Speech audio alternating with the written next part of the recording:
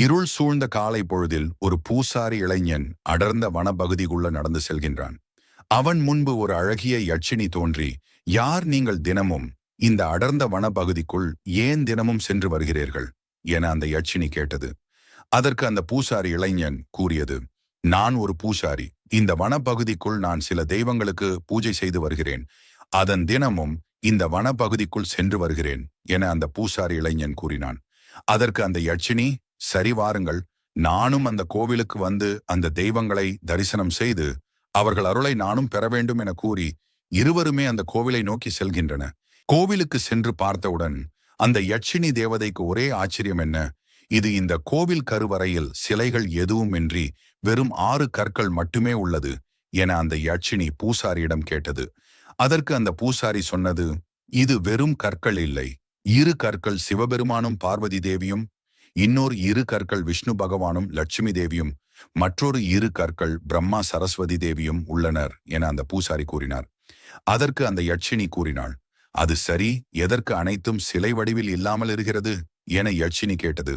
அதற்கு அந்த பூசாரி கூறியது, நான் இவர்களை இங்கு கனவில் தரிசனம் செய்தேன். பூசாரி கனவில் சிவபெருமான் பார்வதி தேவி, விஷ்ணு பகவான் லட்சுமி தேவி, பிரம்மா சரஸ்வதி தேவி தோன்றி அடர்ந்த வனப்பகுதியில் ஒரு இடத்தில் நாங்கள் தோன்றிய உனக்கு காட்சி கொடுத்தோம் அல்லவா, அதே இடத்தில் எங்கள் 6 பேருக்கும் கோவில் கட்டி வழிபாடு செய்.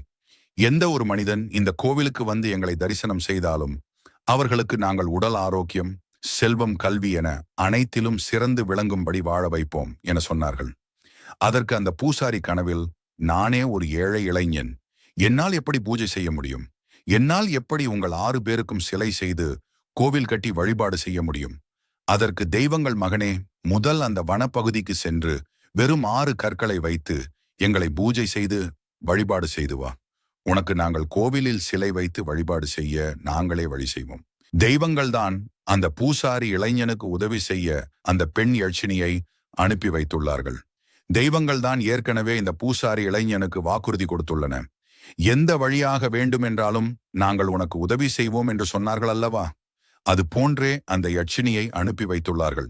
அந்த யட்சினியும் எதுவும் தெரியாது போலவே அந்த இளைஞன் கூட கோவிலுக்கு வந்துள்ளது. கோவில் கட்டுவதற்கும் சிலை செதுக்கும் நிறைய பணம் தேவைப்படுவதால் அந்த யட்சினிக்கு மனிதர்களை தாண்டியும் தெய்வங்கள் பல சக்திகளை கொடுத்துள்ளனர். அந்த சக்தியை வைத்துக்கொண்டே கோவில் கட்ட உதவி செய்ய போகிறது. முன்பு வாழ்ந்த மன்னர்கள் காலங்களில் மண்ணில் புதைந்து கிடக்கும் பல தங்க புதையல்களை எடுத்து கொண்டு வந்து அந்த பூசாரி இளைஞனுக்கு கோவில் கட்டுவதற்கும் சிலை செதுக்குவதற்கும் உதவி செய்தது. தெய்வங்கள் சொன்ன மாதிரி அழகான கோவில்களும் அழகான சிலைகளும் உருவாக்கப்பட்டன. இதற்கு உதவி செய்த அந்த அழகிய யட்சினியும் கோவிலின் பாதுகாப்பிற்கும் தெய்வங்களுக்கு பணிவிடை செய்வதற்கும் அந்த பூசாரிக்கு வரும் காலங்களில் உதவி செய்வதற்கும் அங்கே இருந்து வருகிறது.